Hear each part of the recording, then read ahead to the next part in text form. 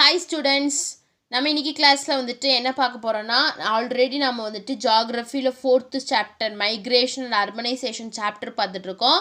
So last கிளாஸ்ல பார்த்தீங்க அப்படின்னா மைக்ரேஷன் கான்சிக்வன்சஸ் ஆஃப் மைக்ரேஷன் பார்த்தோம். அர்பனைசேஷன் அப்படின்னா என்னன்னு பார்த்தோம்.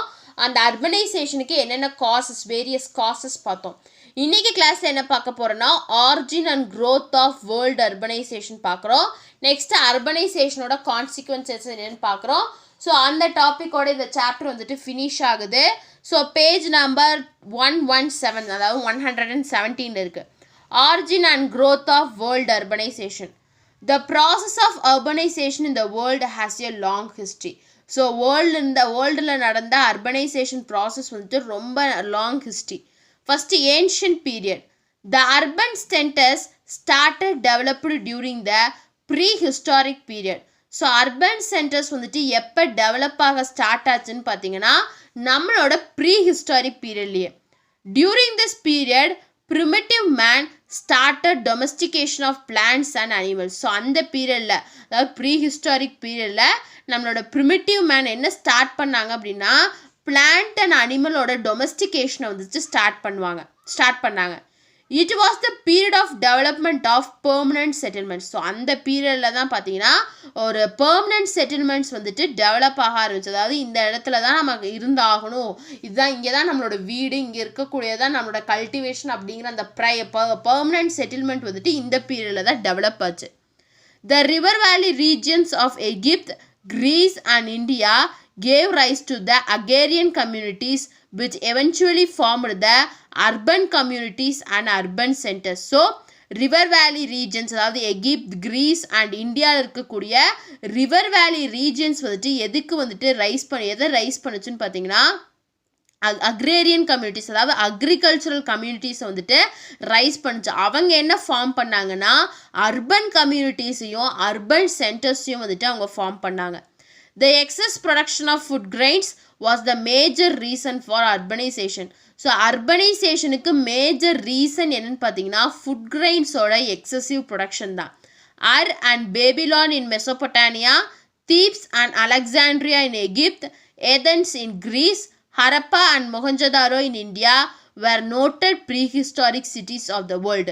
ஸோ வேர்ல்டில் இருக்கக்கூடிய ப்ரீஹிஸ்டாரிக் சிட்டிஸில் ரொம்ப நோட்டபிள் ஒன்று என்னென்னு பார்த்தீங்கன்னா அண்ட் பேபிலான். மெசபொட்டானியாவில் இருக்கக்கூடிய அண்ட் பேபிலான், எகிப்தில் இருக்கக்கூடிய தீபஸ் அண்ட் அலெக்சாண்ட்ரியா, கிரீஸில் இருக்கக்கூடிய ஏத்தன்ஸ் அண்ட் இந்தியாவில் இருக்கக்கூடிய Harappa and Mohenjodaro civilisation. So இது எல்லாமே வந்துட்டு ப்ரீஹிஸ்டாரிக் சிட்டிஸுக்கு ஒரு நோட்டடான ஒன்று.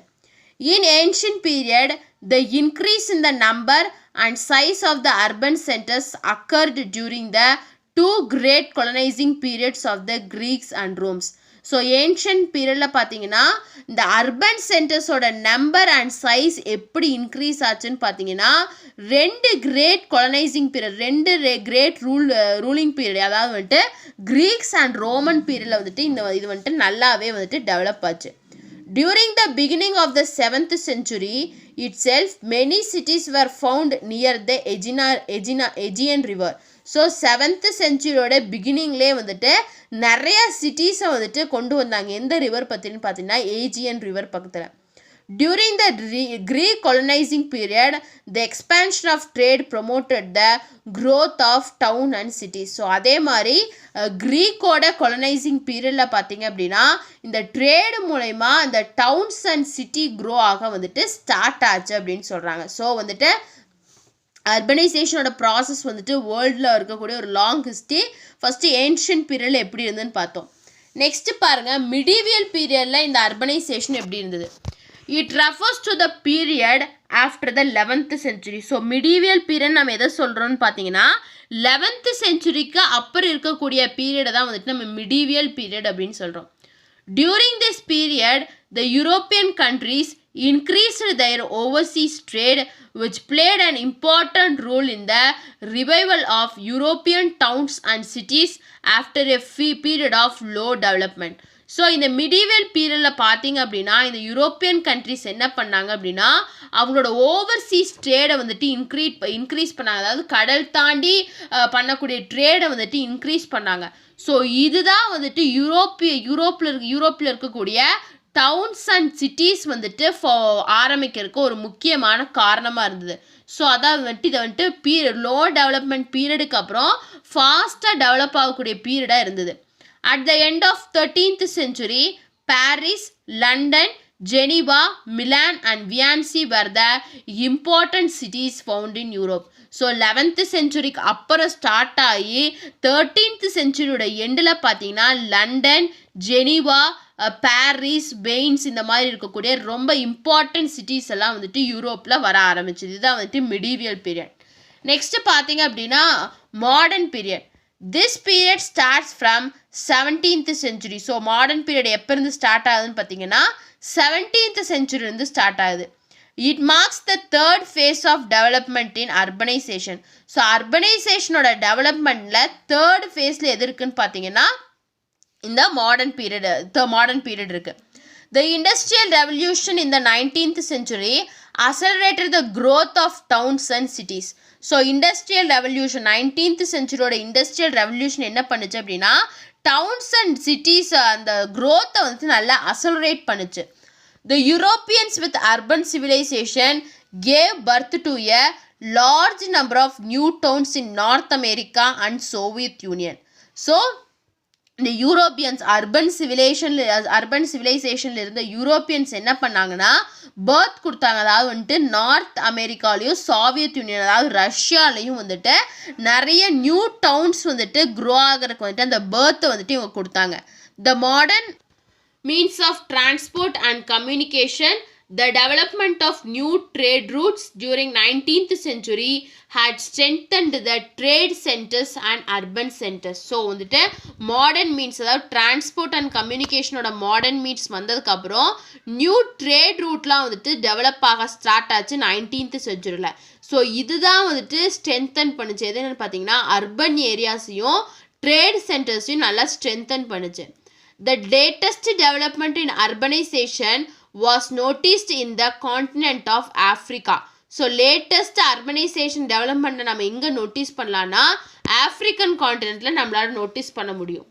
Before 1930, Africa had towns only on its coast, but now it has 50 towns with population exceeding 10 lakhs. So வந்துட்டு 1930 பார்த்தீங்க அப்படின்னா 1930 அதுக்கு முன்னாடி பார்த்தீங்கன்னா ஆஃப்ரிக்காவில் எவ்வளோ டவுன் இருக்குது, எங்கெங்கே டவுன் இருக்குன்னு பார்த்தீங்கன்னா கோஸ்டல் ஏரியாஸில் மட்டும்தான் டவுன் இருக்குது. ஆனால் இப்போ பார்த்தீங்கன்னா ஆஃப்ரிக்காவில் 50 மேஜர் டவுன்ஸ் இருக்குது. அங்கே பாப்புலேஷன் எவ்வளோ இருக்காங்கன்னு பார்த்தீங்கன்னா எக்ஸீடிங் அதிகமாக 10 lakhsக்கும் அதிகமாக வந்துட்டு பாப்புலேஷன் இருக்குது.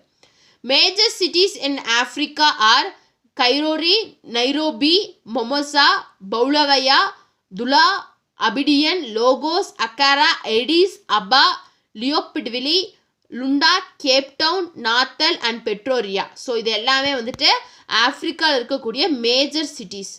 Thus, in modern age, the accelerating urbanization is resulting in a redistribution of population throughout the world.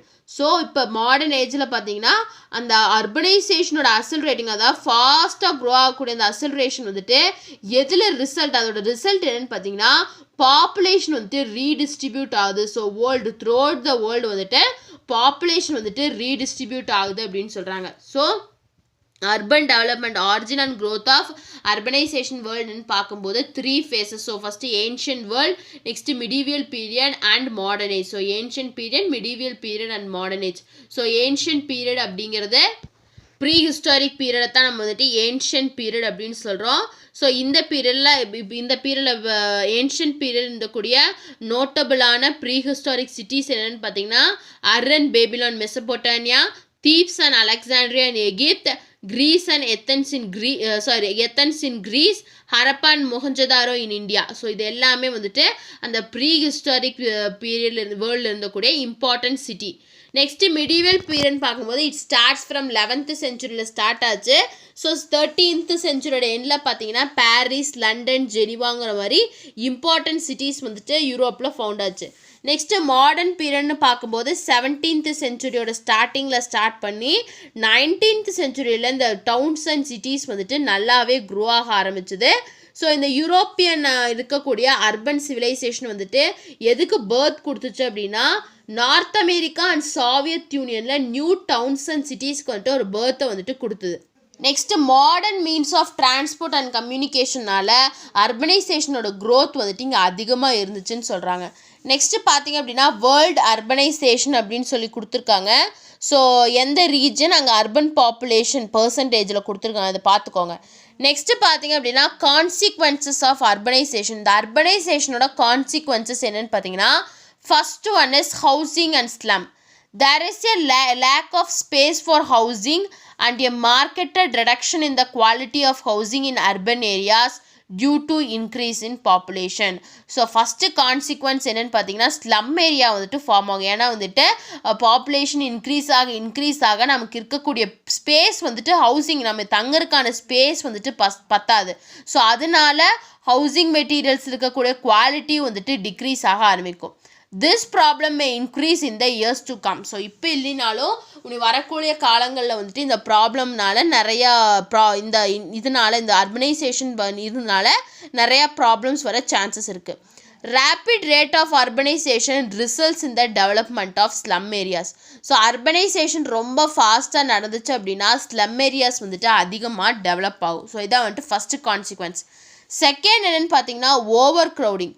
Overcrowding leads to unhealthy environment in the urban areas. It also cause of many diseases and rights.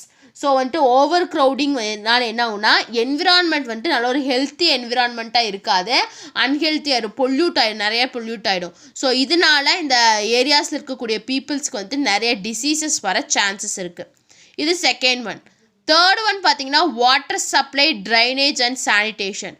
No city has round the clock water supply in the world. So வந்துட்டு எந்த சிட்டிலையுமே வந்துட்டு water supply வந்துட்டு கரெக்டாக இல்லை.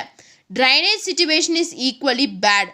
த removal of garbage is a Himalayan task for an urban local body. So drainage situation வந்துட்டு பேடாக தான் இருக்குது. அதே மாதிரி கார்பேஜை ரிமூவ் பண்ணுறது வந்துட்டு ஒரு இமாலயன் டாஸ்காக இருக்குது. ஒவ்வொரு அர்பன் லோக்கல் பாடிஸுக்கும் அங்கே இருக்கக்கூடிய கார்பேஜை வந்துட்டு ரிமூவ் பண்ணுறது அப்படிங்கிறது வந்துட்டு ஒரு டாஸ்காகவே இருக்குது. இதான் தேர்ட் கான்சிக்வன்ஸ். ஃபோர்த் ஒன் பார்த்தீங்கன்னா transportation and traffic. Lack of planned and adequate arrangements of traffic and transport is another problem in urban centers. So urban centersல இருக்கக்கூடிய another problem என்னன்னு பார்த்தீங்கன்னா இந்த transport and traffic problems. The increasing number of two-wheelers and cars make the traffic problem worse. So வந்துட்டு population increase ஆக two-wheelers and கார்ஸோட production increase ஆகும். So அதனால இந்த traffic problems வரும். They cause air pollution as well. So அதே மாதிரி ஏர் பொல்யூஷனும் வந்துட்டு நடக்கும். நெக்ஸ்ட்டு ஃபிஃப்த்து கான்சிக்வன்சஸ் பார்த்தீங்கன்னா pollution. Towns and cities are the major polluters of the environment. என்விரான்மெண்ட்டோட மேஜர் பொல்யூட்டர்ஸ் யாருன்னு பார்த்தீங்கன்னா இந்த டவுன்ஸ் அண்ட் சிட்டிஸ் தான். Cities discharge their entire sewage and industrial effluents untreated into a nearby rivers. So cities என்ன பண்ணுன்னா அதோட entire சியூவேஜையும் industrial வேஸ்ட்டஸையும் எங்கே release பண்ணுன்னா பக்கத்தில் இருக்கக்கூடிய ரிவர்ஸ்லேயே வந்துட்டு அவங்க ரிலீஸ் பண்ணிடுவாங்க. Industries in and around the urban centres pollute the atmosphere with smoke and toxic gases. So அந்த அர்பன் சென்டர்ஸில் சுற்றி இருக்கக்கூடிய இண்டஸ்ட்ரீஸ்னால அட்மாஸ்பியர் வந்துட்டு பொல்யூட் ஆகும். அந்த இண்டஸ்ட்ரீஸ்லேருந்து ரிலீஸ் ஆகக்கூடிய ஸ்மோக் புகைனாலையும் அந்த டாக்ஸிக் கேஸஸ்னாலையும் அந்த சரௌண்டிங்கே வந்துட்டு பொல்யூட் ஆகும்னு சொல்கிறாங்க. ஸோ கான்சிக்வன்சஸ் ஆஃப் அர்பனைசேஷன் பார்க்கும்போது first one is housing and slum area, second one is overcrowding, third one is water supply, drainage and sanitation, fourth one is transportation and traffic, fifth one is pollution. So consequences of urbanization கேட்கும்போது இந்த 5 நீங்கள் எழுதணும். So இதோட இந்த chapter வந்துட்டு complete ஆகுது. So இன்னைக்கு class ஏதாச்சும் டவுட் இல்லாட்டி இந்த சாப்டர் ஏதாச்சும் டவுட் இருக்குது அப்படின்னா கமெண்ட் பண்ணுங்கள். இந்த வீடியோ கிளாஸ் பிடிச்சிருந்தா லைக் பண்ணுங்கள், ஷேர் பண்ணுங்கள், சப்ஸ்கிரைப் பண்ணுங்கள். தேங்க்யூ.